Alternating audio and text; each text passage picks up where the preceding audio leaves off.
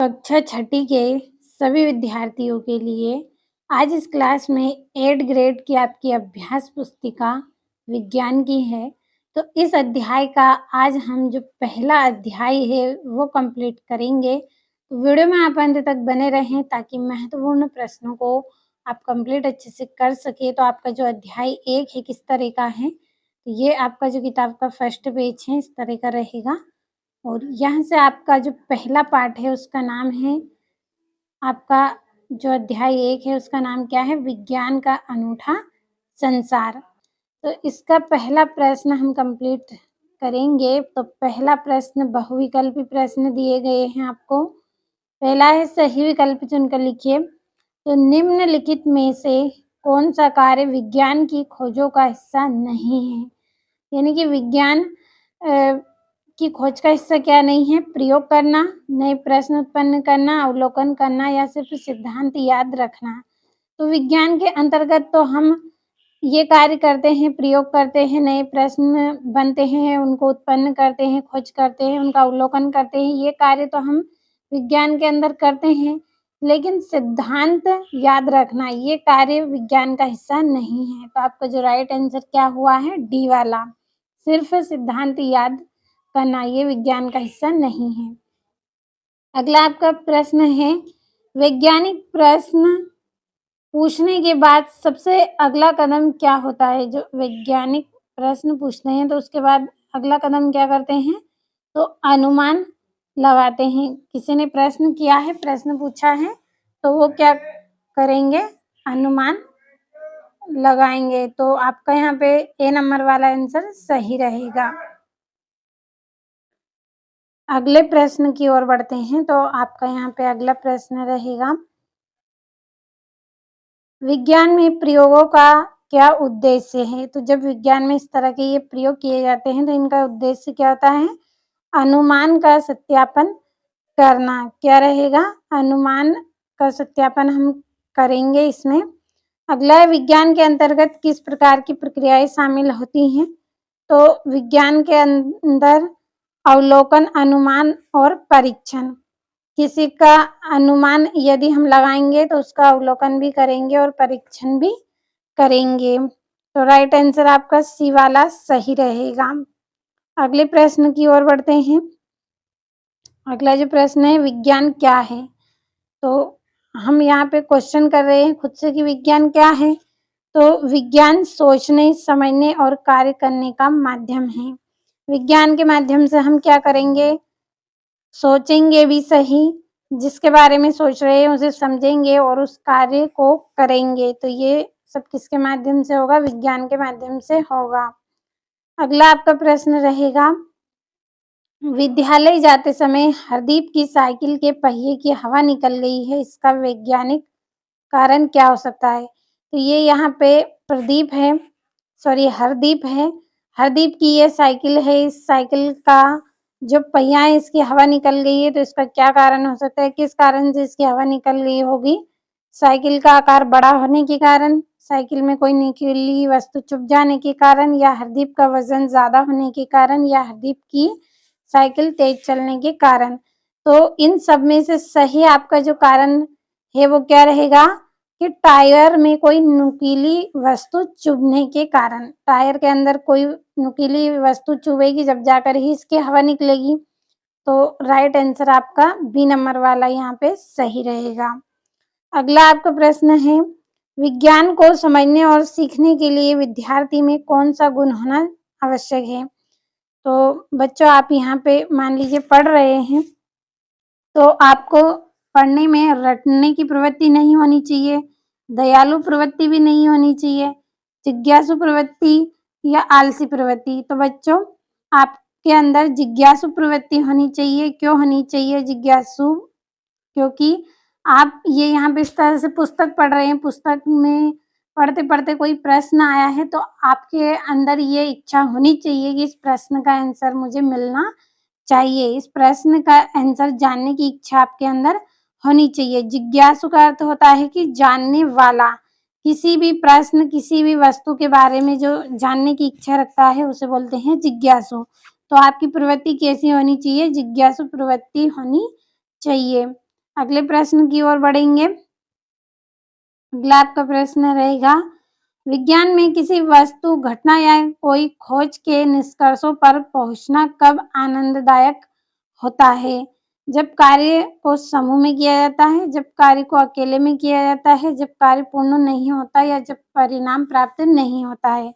तो जब कार्य समूह के रूप में किया जाता है, समूह के रूप में किस तरह से, देख लीजिए यहाँ पे एक से अधिक बच्चे हैं, यानी कि लड़के भी हैं और लड़कियां भी हैं, तो कोई भी हो सकता है, जरूरी नहीं है केवल लड़के हों केवल लड़की हो। आपस में समूह के रूप में, यानी एक से अधिक लोग, यदि बच्चे हैं, विद्यार्थी हैं, एक से अधिक मात्रा में जब ये किसी वस्तु, किसी घटना या किसी भी निष्कर्ष के बारे में पहुंचेंगे, कार्य करेंगे उस पर, तभी ये आनंददायक लगता है। तो इमेज के माध्यम से आपको अच्छे से समझ में आ रहा होगा। अगला आपका प्रश्न रहेगा, दिए गए शब्दों में से रिक्त स्थान की पूर्ति कीजिए। तो यहाँ पे आंसर दिए हैं, केवल आपको सही आंसर इसमें से भरना है।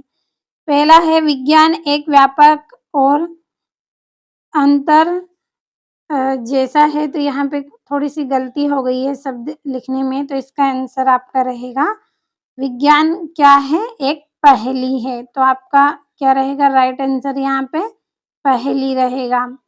दूसरा है, एक डेढ़ सुंदर तितली में परिवर्तित होती है। तो सुंदर तितली में कौन परिवर्तित होगी? आपका कैटरपिलर। जो कैटरपिलर है वो किस तरह से, इस तरह से तितली में परिवर्तित हो जाएगा। तीसरा है, हमारे शरीर की वृद्धि यानी कि विकास के लिए आवश्यक है। तो क्या है? भोजन। इस तरह से खाना पीना हमारे शरीर की वृद्धि के लिए आवश्यक है। अगला है, डेडेस हमारे प्रश्नों के उत्तर देने में सहायक है। तो कौन है? वैज्ञानिक विधि। कोई भी किसी भी वस्तु या किसी कार्य को जब हम करेंगे, यदि हमें उसका आंसर नहीं मिल रहा है, तो हम किसके मदद लेंगे, किसकी सहायता लेंगे? वैज्ञानिक विधि की सहायता लेंगे। अगला है, नई वस्तुओं को खोजने के लिए डेडेस का प्रयोग किया जाता है। तो विज्ञान का प्रयोग किया जाता है। कोई नई वस्तु का निर्माण यदि हम करेंगे या खोजेंगे, तो क्या करेंगे? विज्ञान की सहायता लेंगे, विज्ञान के माध्यम से ये सब हम करेंगे। तो समझ में आया होगा आपको। अगला आपका प्रश्न रहेगा, अति लघुत्तरी प्रश्न तीसरा, पृथ्वी पर किसी सजीव के जीवन के अस्तित्व के लिए क्या क्या आवश्यक है? तो ये हमारी पृथ्वी है, इस पृथ्वी पर जीवन है यदि, तो इसके लिए क्या क्या आवश्यक रहेगा? तो पृथ्वी पर सजीवों के जीवन के लिए वायु यानी कि हवा, जल यानी कि पानी, भोजन और उचित वातावरण होना चाहिए। हवा होगी, सांस लेंगे, पानी पिएंगे, खाएंगे पिएंगे, तभी तो हम जीवित रहेंगे। तो ये सब साधन रहेंगे तभी हम क्या है, जीवित रहेंगे। हमारे जीवन का जो अस्तित्व है उन सब के लिए ये आवश्यक है। तो समझ में आया होगा आपको। अगला आपका प्रश्न, जिज्ञासु शब्द का इस पुस्तक के शीर्षक में क्या महत्व है? जिज्ञासु यानी कि किसी प्रश्न या किसी कार्य के बारे में हम सोच रहे हैं, तो उसे हमें जानने की इच्छा हमारे अंदर होनी चाहिए। तो जिज्ञासु इसका अर्थ निकलता है। तो पुस्तक के शीर्षक में इसका क्या महत्व है? तो जिज्ञासा नई बातें जानने और विज्ञान को समझने की प्रेरणा देता है। जो जानने की इच्छा होती है, इससे हमें नई बातें सीखने को मिलेगी, साथ में जो हमारा विज्ञान है उसे भी समझने की प्रेरणा हमें मिलेगी। तो हमेशा हमें कैसा रहना चाहिए? जिज्ञासु होना चाहिए। अगला आपका जो प्रश्न है, विज्ञान के क्षेत्र में किस प्रकार की जिज्ञासा बच्चों में होनी चाहिए? तो बच्चों में किस प्रकार की जिज्ञासा होनी चाहिए? बच्चों में नई बातें जानने और खोजने की जिज्ञासा होनी चाहिए। मान लीजिए यहाँ पे ये एक लड़का है, ये लड़का क्या कर रहा है? नई बातें खोज रहा है। जिससे मान लीजिए ये गमला यहाँ पे रखी हुई है, तो ये इस गमला के बारे में क्या कर रहा है? नई बातें जानना चाहता है, कुछ खोज करना ये चाह रहा है। मान लीजिए उसमें पौधा है, तो इस पौधे के बारे में ये जानने की इच्छा रख रहा है यहाँ पे, कि इसके अंदर क्या-क्या बातें आवश्यक हैं। इस तरह की नई बातें ये जानना चाहता है, इसलिए ये क्या है? यहाँ पे एक जिज्ञासु बच्चा है। समझ में आ गया होगा। अगला प्रश्न, दैनिक जीवन में आप विज्ञान का प्रयोग कहाँ-कहाँ करते हैं, लिखिए। तो हम मोबाइल, पंखा, बिजली, वाहन आदि में विज्ञान का प्रयोग कर रहे हैं। जो मोबाइल है ये भी क्या है, विज्ञान की सहायता से हमें प्राप्त हुआ है। पंखा है, बिजली है, कार है, ये सब क्या है, हमारे दैनिक जीवन में विज्ञान की देन है जिसका प्रयोग हम कर रहे हैं। अगला आपका जो प्रश्न है, अगला प्रश्न आपका रहेगा, क्या आपने कभी सोचा है कि बारिश क्यों होती है और कैसे होती है? अपना उत्तर स्वयं वैज्ञानिक खोज के आधार पर दीजिए। तो बहुत आसान भाषा में हम समझेंगे। जल की भाप से बादल बनते हैं और बादल से वर्षा होती है। तो बच्चों क्या होता है कि ये मान लीजिए एक तालाब है या नदी का जल है, तो तालाब आप समझ लीजिए क्योंकि तालाब आपने देखा होगा। तो तालाब है, तालाब में इस तरह से पानी भरा हुआ होता है। इस पानी के अंदर ये सूर्य का प्रकाश जैसे ही पड़ेगा तो ये पानी क्या होगा, गर्म होगा। गर्म होकर ये पानी क्या है, भाप के रूप में ऊपर जाता है। भाप के माध्यम से ये पानी धीरे-धीरे करके क्या होगा, नष्ट होता चला जाएगा। ये पानी फिर कहाँ तक पहुँचेगा, बादलों तक पहुँचेगा और बादल क्या करेंगे, वापस इस पानी को ज़मीन पर भेज देंगे। समझ में आ गया होगा आपको? नहीं समझ में आया होगा तो फिर से समझ लीजिए। जल है, जल में क्या है, सूर्य का प्रकाश पड़ेगा, सूर्य का प्रकाश क्या होता है, गर्म होता है। तो ये पानी गर्म होगा, भाप के माध्यम से इस तरह से वापस ये बादलों के पास पहुँचेगा और बादल क्या करेंगे, फिर से इस तरह से पृथ्वी पर बरसात करेंगे। तो इसी तरह से जल क्या है, भाप के रूप में वापस बादल के पास पहुँचेगा और फिर बादल क्या करेंगे, वर्षा करेंगे। बच्चों इसका आंसर डिटेल में भी हो सकता है बड़े शब्दों में, लेकिन मैंने आपके लिए बहुत छोटा आंसर लिखा है। मैं आपको यहाँ पे जब समझा रही हूँ तो आप ध्यान से इसको समझें। अगला आपका प्रश्न रहेगा, विज्ञान के अध्ययन के दौरान प्रश्न पूछना क्यों महत्वपूर्ण है? तो प्रश्न पूछने से नई बातें सीखने को मिलती हैं। यहाँ पे ये एक लड़की है, ये लड़की क्या कर रही है, पुस्तक पढ़ रही है। कोई प्रश्न इसके दिमाग में यहाँ पे आ रहा है पुस्तक पढ़ते-पढ़ते, तो ये लड़की यहाँ पे क्या करेगी, जो प्रश्न इसके मन में आ रहा है, ये प्रश्न ये पूछेगी तो इससे क्या होगा, इसको यहाँ पे नई बातें सीखने को मिलेगी। तो इससे क्या है, विज्ञान के अध्ययन के दौरान प्रश्न पूछना महत्वपूर्ण होता है। क्यों होता है? क्योंकि हमें इसके बारे में जानकारी मिलती है, हम कुछ सीखने को, कुछ बातें हमें मिलती है, तो इसलिए प्रश्न पूछना बहुत ही आवश्यक है। तो बच्चों जब भी आपको आपके विद्यालय में पढ़ाया जाए या कहीं आप कोई पुस्तक पढ़ रहे हैं, आपके मन में कोई प्रश्न उठता हो, तो आपको पूछ लेना चाहिए। अगला आपका प्रश्न रहेगा, क्या आपने कभी देखा है रात में सितारे चमकते हैं क्योंकि दिखाई देते हैं, इसका वैज्ञानिक कारण क्या है? तो आपने रात में देखा होगा जब आप सोते हैं तो आसमान में इस तरह से तारे चमकते हैं। तो ये तारे शाम के टाइम ही हमें दिखाई देते हैं, दिन में नहीं दिखाई देते हैं। और तो क्यों होता है? तो सितारे अपना प्रकाश देते हैं इसलिए वे चमकते हैं। जो ये सितारे हैं, स्टार हैं, ये क्या हैं? रात के समय ही अपना प्रकाश देते हैं इसलिए ये चमकते हैं। दिन में ये हमें चमकते हुए नहीं दिखाई देते हैं। अगला आपका प्रश्न रहेगा, वैज्ञानिक कौन होते हैं, वे क्या कार्य करते हैं? तो वैज्ञानिक नई खोज करते हैं और प्रयोग करते हैं। तो इस तरह से ये वैज्ञानिक होते हैं जो इस तरह की मशीनों से कुछ रासायनिकों के माध्यम से प्रयोग करेंगे, नई खोज करेंगे और क्या करेंगे, हमारे लिए जो लाभ पहुँचाते हैं, ऐसे कार्यों को ये नए कार्य ये करेंगे और नई खोज ये करेंगे, तो उनको हम बोलते हैं वैज्ञानिक। वैज्ञानिक किन्हें बोलते हैं? जो नई खोज करते हैं और प्रयोग करते हैं, जो दूसरों की मदद करते हैं अपने प्रयोग के माध्यम से, अपनी खोज के माध्यम से, उन्हें हम वैज्ञानिक कहेंगे। अगला आपका रहेगा, विज्ञान के अध्ययन में सामूहिक कार्य यानी कि टीम वर्क का क्या महत्व है? तो सामूहिक कार्य से काम जल्दी और अच्छी तरह होता है। एक से अधिक बच्चे यहाँ पे आप देख सकते हैं, एक से अधिक बच्चे ये काम करेंगे तो इससे क्या करेंगे, अपना कार्य भी जल्दी कर लेंगे और अच्छी तरह से ये कर पाएँगे। आ गया होगा समझ में आपको। अगला प्रश्न आपका है, विज्ञान का अध्ययन करते समय किन मूल्यों को अपनाना चाहिए? तो जिज्ञासा, ईमानदारी, सहयोग और धैर्य अपनाना चाहिए। तो यहाँ पे देख लीजिए, ये बालिका क्या है? जिज्ञासु यानी कि जानने की इच्छा है इसके अंदर किसी बात को।